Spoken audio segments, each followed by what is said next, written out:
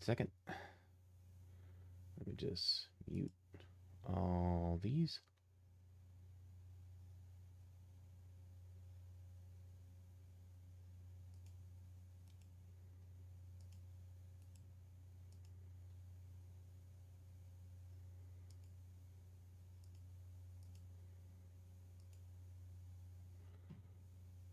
Okay, there we go. All right, so got started a few minutes early. We're just going to see how this goes and see if anybody pops in.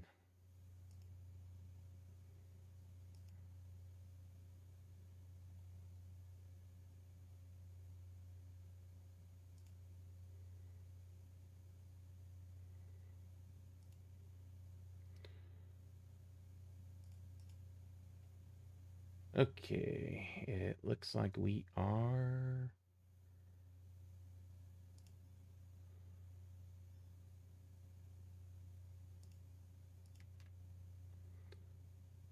Okay, looks like we are live. So, still trying to figure out how all this works. If anybody is, if anybody's watching, can you just type something in chat? Let me know you're there. While I am making sure I got all my windows arranged so I can see what I'm doing and control stuff.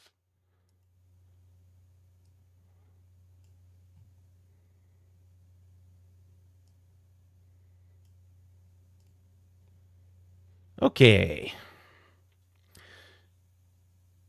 Hello, everybody. I'm Adam, the Dabbling Warlock, and today, well, we're not going to be quite going over like day one of learning how to draw, but I do want to, I did want to do like a quick video to explain what you need to get started and all that other stuff. So, in case you don't know, I am doing a Learn to Draw in 30 Days challenge.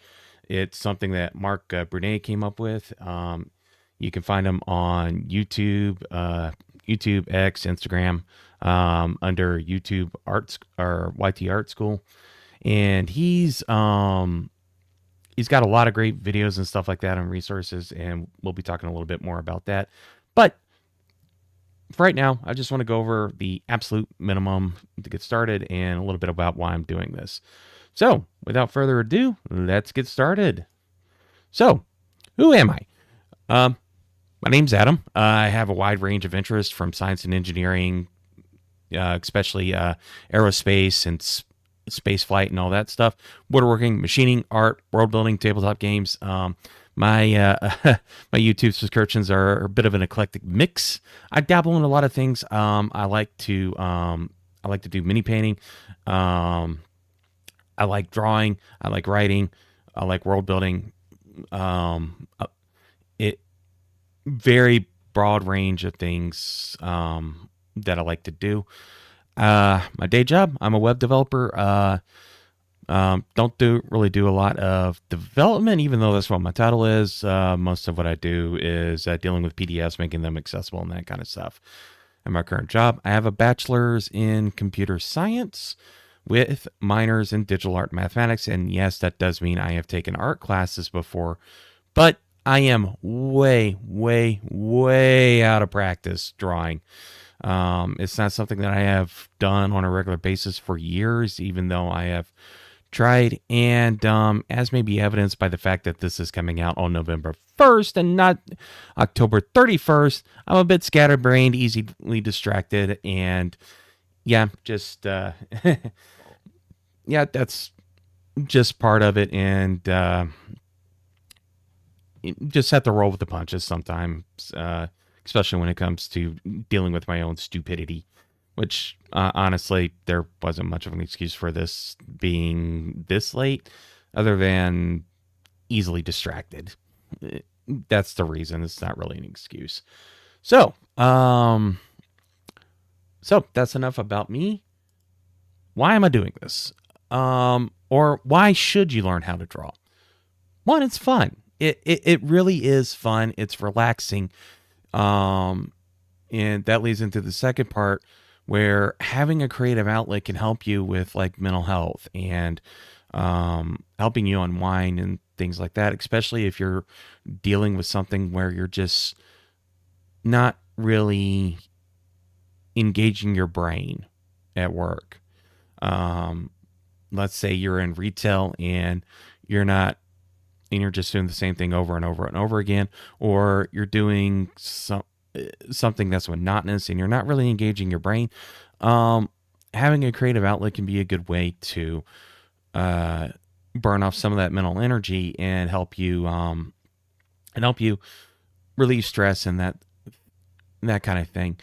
Also, the barrier to entry in learning how to draw has never been lower. You can see on the right here, I've listed just a few of the resources that are out there on just YouTube. This isn't even counting like other websites, other platforms.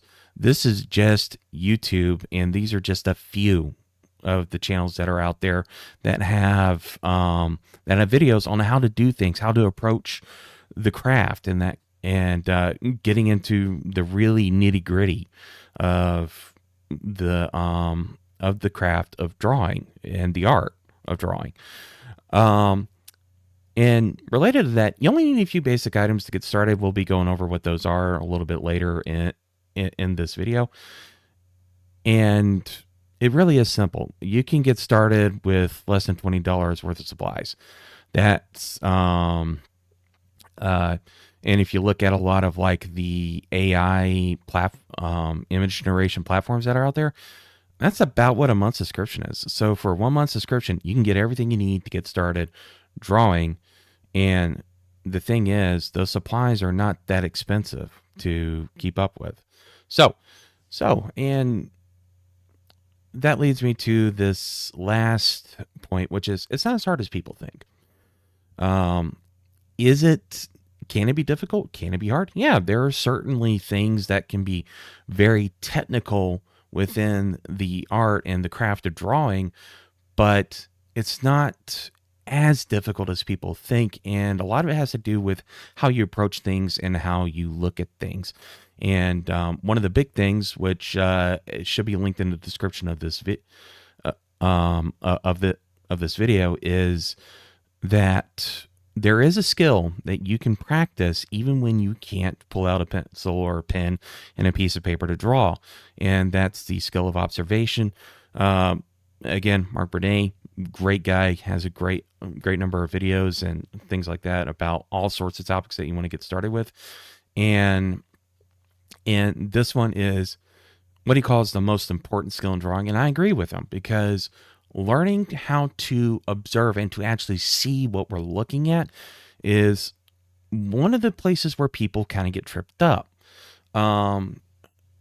It's one of those things where people think they can't draw, but really what's going on is that their brain they're not actually looking at what they're trying to draw, or they don't really have an accurate picture within their head of what they're trying to draw. And yes, there are people who have I think it's anaphasia, where they can't imagine they can't imagine or they can't picture things in their head very well. But that's not a barrier to learning how to draw, really. It's just something you'll have to overcome. And honestly, I don't think it's that hard. And there are professional artists that do suffer from, or I don't know if suffer is the right word, but they do have that, and they still produce great artwork. So it's not. So really, what's actually keeping most people from learning how to draw, I think, is the time commitment. And that's one of the reasons I'm doing this, is that it doesn't require as much time as people think. I think you could probably go through this dedicating about 15 minutes a day to this and have a much better grasp of the skills that you need for drawing than if you just never start. You don't need to be able to sit down for hours at a time. You just need about 10-15 minutes a day, and you just need a pencil and a piece of paper. And like I said, there's plenty of resources out there if you want to learn. Just a few. Marc Brunet, Trent Kanayuga. I'm probably mispronouncing that. Stan Prokopinko, the Proco channel. Aaron Blaze, he's a Disney animator. He's worked on Mulan, The Lion King. His website, creatureartteacher.com, is a great place to get like courses and things like that. And they're also very affordable. A lot of times you can pick them up for like $10 to $15. Yeah. So, hey, Celeste, sorry you can't stay. And yeah, don't worry, VOD will be up. So, catch it later. So no worries there. And, anyway, where was I? Yeah. So Aaron Blaze, Disney animator, has some videos on there. He also has his own website where he sells stuff, and it's the same thing with all of these so far. And then Love Life Drawing. This is more if you want to get into like drawing people, gestural drawing from life, and things like that. And a lot of the skills there are actually transferable to learning how to draw other things. Drawing from life is one of the best ways to actually develop your observation skills and also your drafting skills and figuring out how to draw different textures and that kind of thing. And knowing how to draw something that's real, that exists in the real world, and make it look like the thing on paper can actually help it, even if you're going to be drawing fantasy or science fiction where the things don't actually exist. The things that you observe, that you see in real life, can help you create a more grounded image that feels more real. And these are just 5. There are many, many, many more. If I were to try and list just like the people that I know about, this would be going on for another 2 or 3 slides. So yeah, it's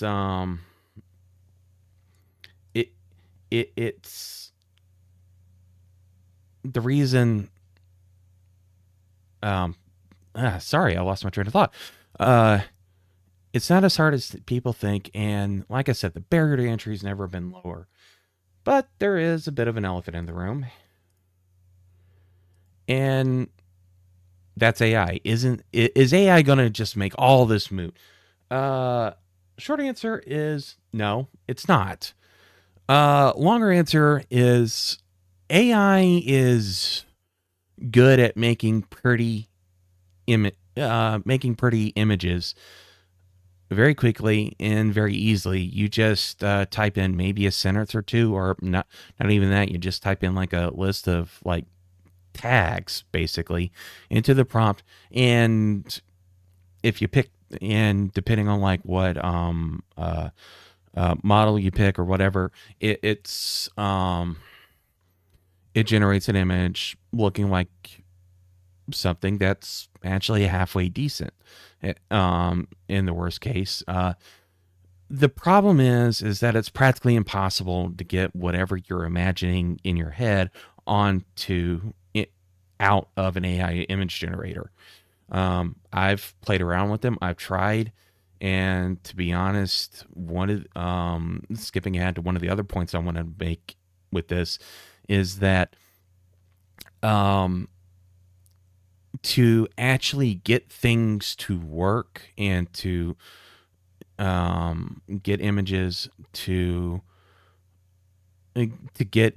that are close to what you want requires a very deep technical knowledge of how the models work and how to build the prompts to get what you want out of them. That is a whole entire skill set. So there are a lot of people who say, why learn to draw because AI makes it so easy.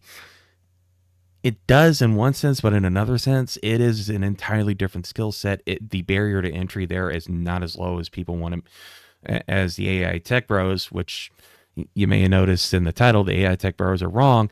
The barrier to entry to using AI to make art, quote unquote, I don't consider what comes out of these image generators art, mainly because I believe art has to have intention behind it.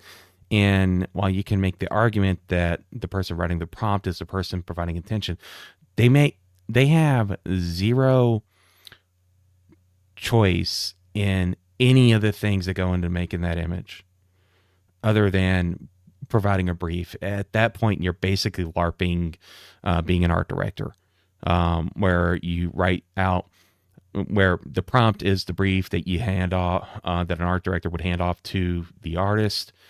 And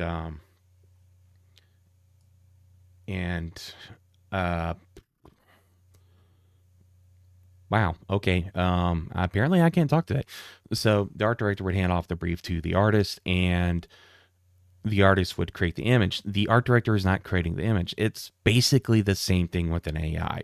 You are writing out what you want the AI to generate. The AI is generating the image. You pretty much don't have much of a say about like what shade to make it or anything like that, unless you actually and I don't even know if this works because I've never tried it, unless you actually know, like, if you have like a specific shade in mind. If you don't know like the hex code, the hexadecimal code for it or anything like that, then it's going to be very hard to get the AI to actually use that color, that specific color that you have in mind. Whereas if you know how to draw or paint, then it becomes a lot easier to get exactly what you want.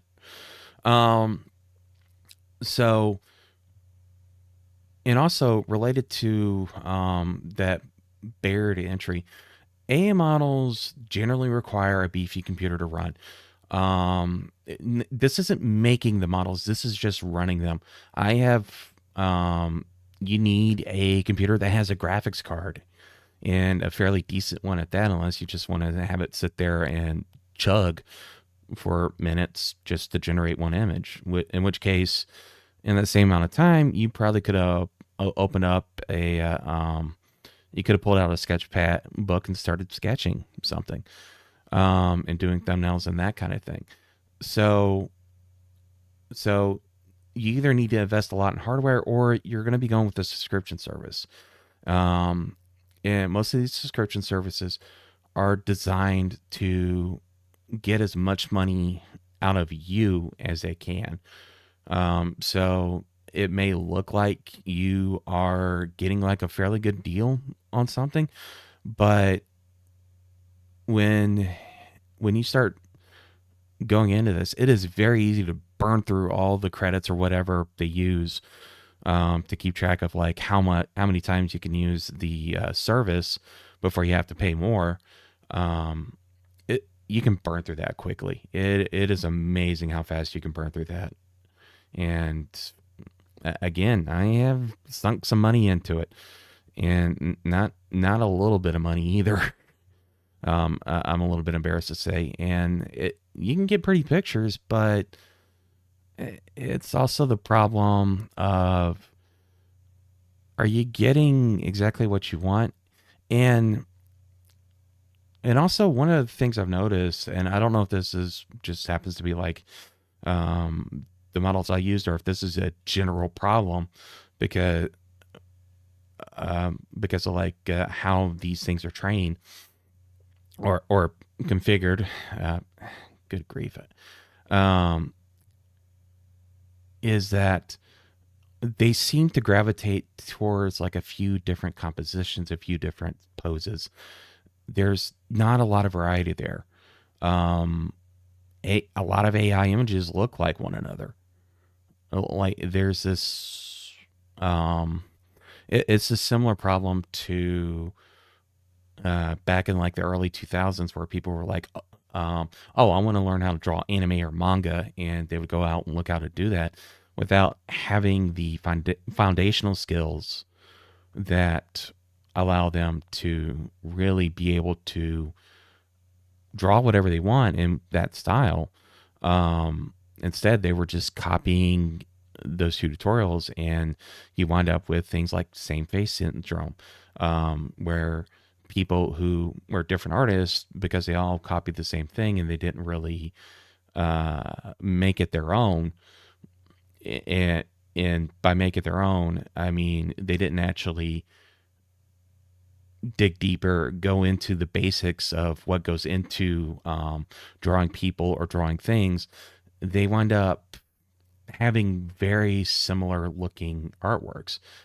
And that's kind of the same thing that we run into with AI. It just is what it is.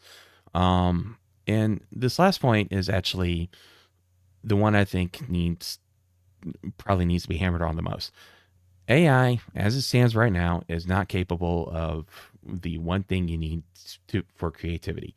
Creativity is a skill that you can learn. So I know some people probably sitting there saying, "Oh, but I can't be creative," and that's not true.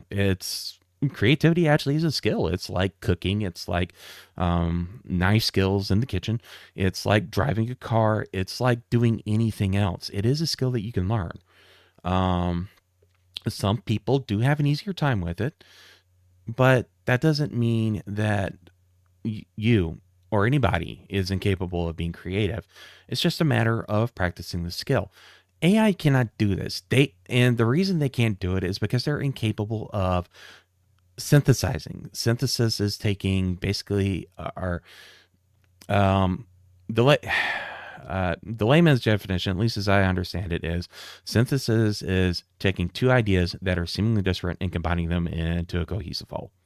That's pretty much what it is. So AI and computers can't do this. Most AI image generators, most of the chatbots and stuff like this are running on what's called a large language model or a large media model, which is by its very definition derivative. Everything they do is a derivative of something they found online. And while some people will argue that, oh, everything's derivative, this is, I feel, is a bit disingenuous. It's something that when a lot of times when people say that, I think it's often coming from a place of cynicism and jealousy, where because something doesn't matter, or just because like two things are very, very similar doesn't necessarily mean that they're just derivative of each other. A famous example of this is Dennis the Menace. There was actually two Dennis the Menace comics. There was one in the UK and there's one in the US. And the comic artists who were making these comics didn't know about each other, didn't know that they were making the same thing. And I believe there was like a court case, and they found out, hey, there is no evidence supporting that either one of these guys knew about each other's work. And you can make an argument that says, oh, that just means there's nothing new under the sun. Or you can make an argument that great minds think alike. And to be honest, I think a lot of people put actually too much emphasis on trying to be original and creative. Draw what you like. Who cares if 100,000 other people have done it before? This is supposed to be fun. Going back to one of the earlier things I said, this is fun. This is supposed to be fun. This is supposed to be a way to relax. So don't worry about trying to be creative, but at the same time, know that it's actually something you can learn how to do. It's not as hard as people like to make it out to be. So enough rambling about like why I'm doing this and why AI isn't going to make this skill as obsolete as blacksmithing or something else. Let's go into what you need. So what do you need? There are three things that you need to get started: plain paper, a pencil, and a good eraser. That is it. That is literally everything that you need to get started in this. What do I mean by plain paper? This can be copy paper. This can be a sketchbook that you grab, or this can even be a plain notebook. I would stay away from moleskins. Moleskin notebooks really aren't that great. Um, uh, they're a bit overhyped. Some things you might want to look for, if you're getting like a sketchbook or a notebook, look for something with a hard back. So there's a few different bindings you can get. You can get like one of the ones where it's like a normal book, like a hardback book binding.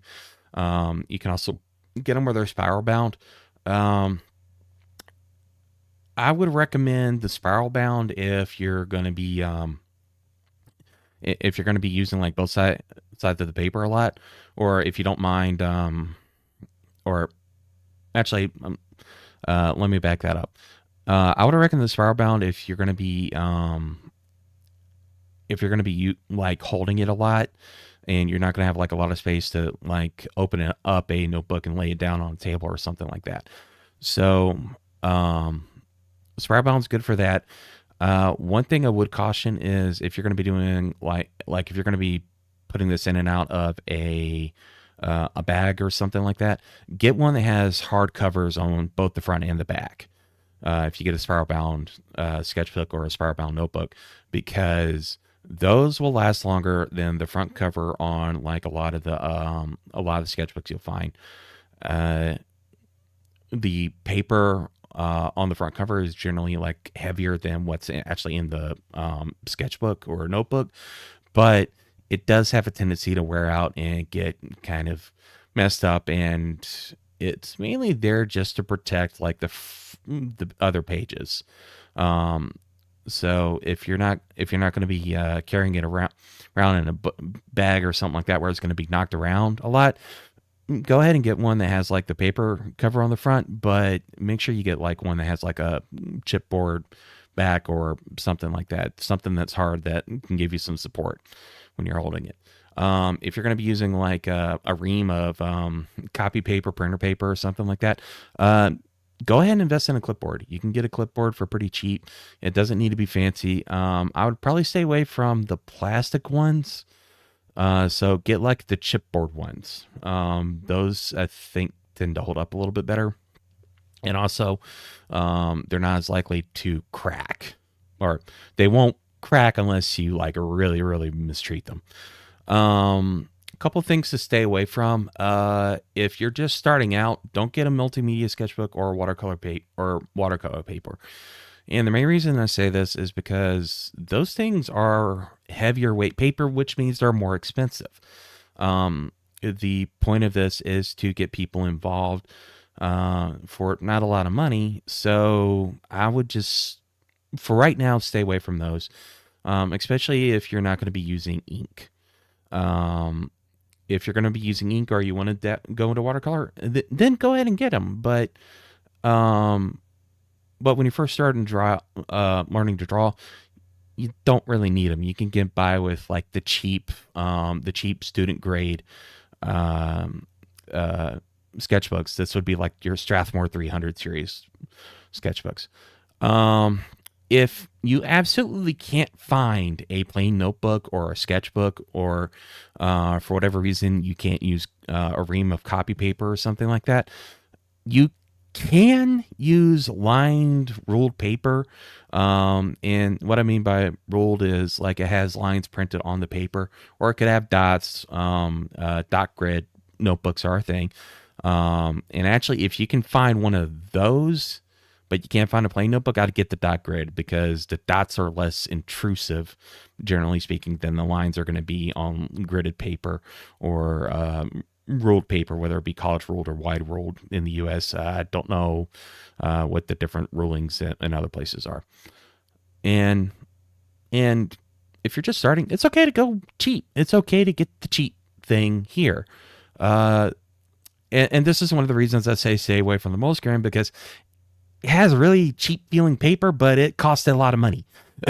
so I would just so if you're going to cheap out anywhere, this is where you cheap out.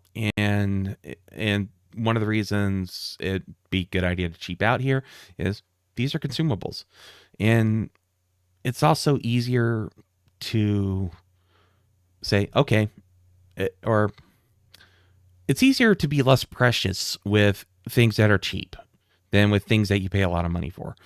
So when you're getting started, you're going to make mistakes. You're going to screw up. And the point is to start making marks on paper. So cheap paper can be easier. Don't be precious with your sketchbook. Don't be precious with your notebook. Don't be precious with paper, especially if you're just getting started. It is there to be used. Use it a lot. Okay, so pencils or pens. These don't have to be from the art store. I wouldn't get if you're getting, especially with pencils, I wouldn't get the absolute cheapest you can find. And the main reason there being that lead quality actually matters. And this is something that I've personally experienced with. If you get like the cheap, absolute bottom of the bargain barrel pencils or pencil leads, if you're using a mechanical pencil, those tend to be scratchier. They're harder on the paper, and they also make it harder to erase because to get like a good mark, you generally start using more pressure or going over it a lot of times. And that makes it harder to erase things because you're crushing the paper and making it harder for the eraser to pick up the graphite. And that's part of what can make them frustrating to use. It can also be a very unpleasant experience, especially if you have used a good quality pencil or pencil lead and have experienced how nice it is to write with those or draw with those. So what I would recommend here is just go out, find a good set of HB or number 2 pencils. They're basically the same thing. And as far as like what you get, and yeah, I've used like a set of Ticonderoga pencils before that are good. If you do get like if you do get like wooden pencils or something like that, go ahead and get like a good pencil sharpener. Something that will let you get like a good point on it. There is the one I personally use is like a 2-step pencil sharpener. It's made by Kuhm. I believe they're a German brand. You can search for them on Amazon or Dick Blick or Jet Pens and find them pretty easily. So if you are getting a mechanical pencil, I would recommend actually getting a bigger lead pencil. So something, the absolute smallest I would go is a 0.7 millimeter lead size. They do make them bigger, 0.9, 1.3, and you can get lead holders that hold a 2 millimeter lead. And though that's about the same size lead of what you'd find in your pencil.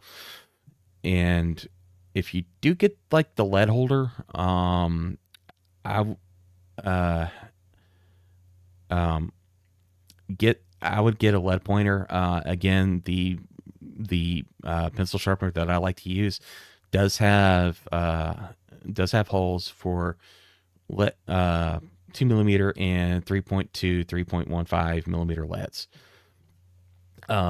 So again, it's Kuhm, K-U-M, and really good high quality pencil sharpener. The big thing here is make sure you get something that's comfortable to hold. If you are getting like a set of wooden pencils, get a grip if you need to, and just make sure that you're comfortable holding it, because this is one of those things where if it's uncomfortable, if you're hurting yourself holding it, you're not going to want to do it. So this is where having a proper grip can help. So you don't want to squeeze, you don't want to like squeeze it to death. You just want to hold it firmly. You shouldn't be like, you shouldn't be leaving like marks on your fingers. And when you draw, use your shoulder. Even if you're using like a small A5 size notebook, which is for everybody in the US would be like taking a sheet of letter paper and folding it in half. And that's about the size that A5 is. Even if you're using something that size, use your shoulder. You will be amazed at how much better of a line you can get when you do that rather than just using your wrist. So that's that's one of the things that um, that I would keep in mind when drawing is that posture matters, grip matters.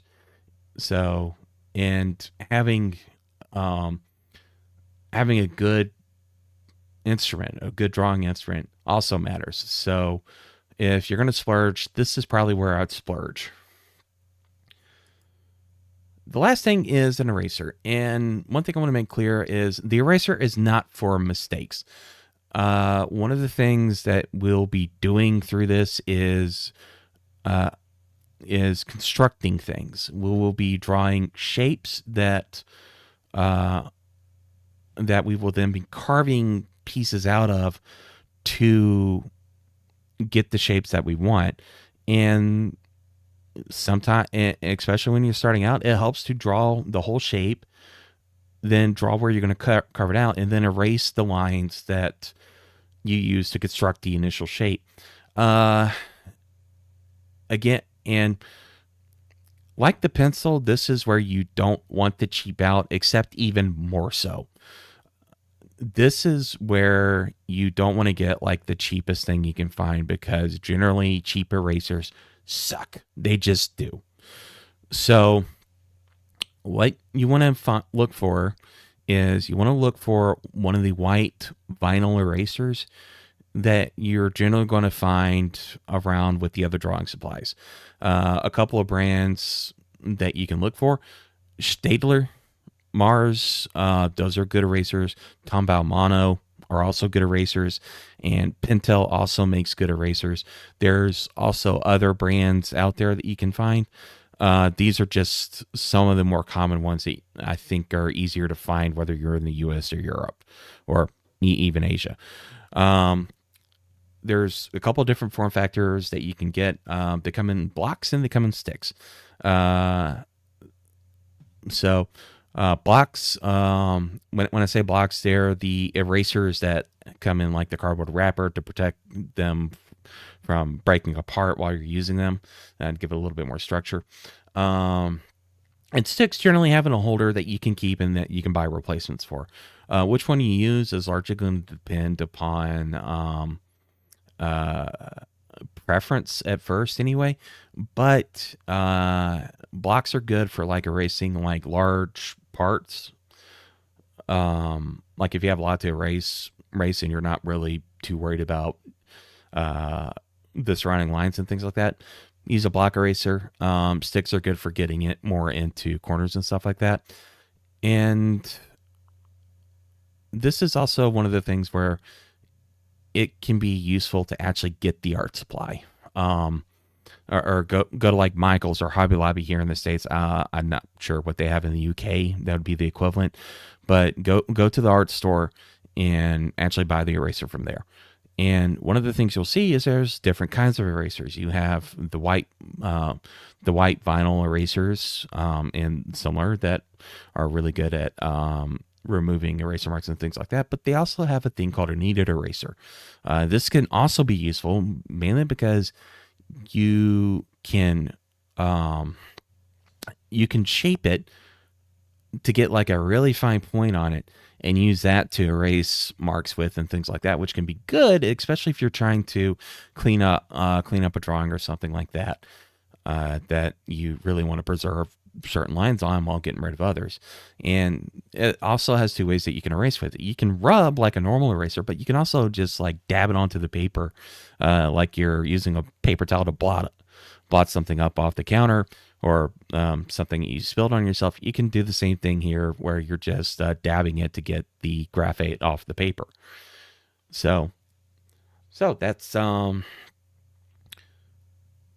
yeah, if if you're going to splurge on the pencil and splurge on the eraser, and if you know this is something that you want to continue, go ahead and get a kneaded eraser. It's very useful and can be very handy whenever you need to erase something that is very close to things that you actually want to keep.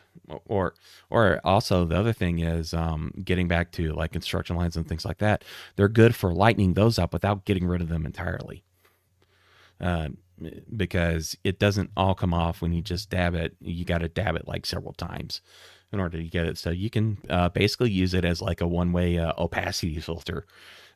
so like you lay down your construction lines and then you use the kneaded eraser to get the graphite and make that less quote unquote opaque.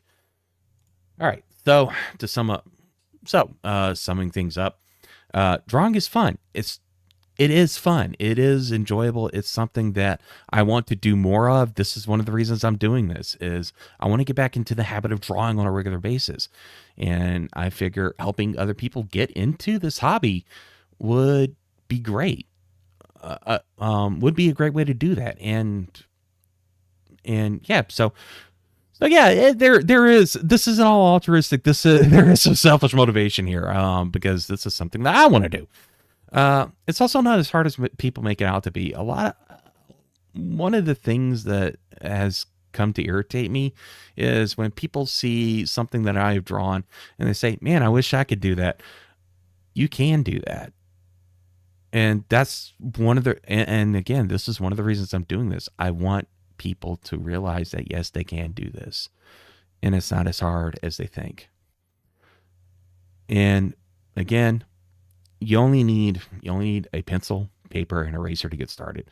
Those are the only 3 things you need. And you don't have to spend a lot of money on it.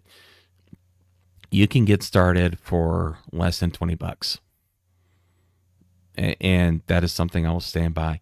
And honestly, if just get like a pack of like the cheap Bic mechanical pencils in the paper, and you can get started with just that. There's also lots of resources online, not just paid stuff. There is a ton of free resources out there. And after going through this, one of the things I want to do is I want to point you at some of them and help you find things that are, help you find resources that get you closer to doing what you want to do. So yeah, the barrier to entry has never been lower into getting into art, getting into drawing. And I want people to realize that, and I want people to join me in this. So once you have a pencil, paper, and eraser, join me for day 1. I'm going to be streaming it later today. If you're not catching this on November 1st, 2025, don't worry. There's going to be a playlist on YouTube and Rumble, because I know those 2 places are probably where there's going to be VODs. And yeah, let's stop with the excuses. No excuses November. We're going to do this. And yeah, I look forward to seeing you later this afternoon, or if you're catching it, I look forward to seeing you in the next video. And anyway, this is Adam, the Dabbling Warlock, and I am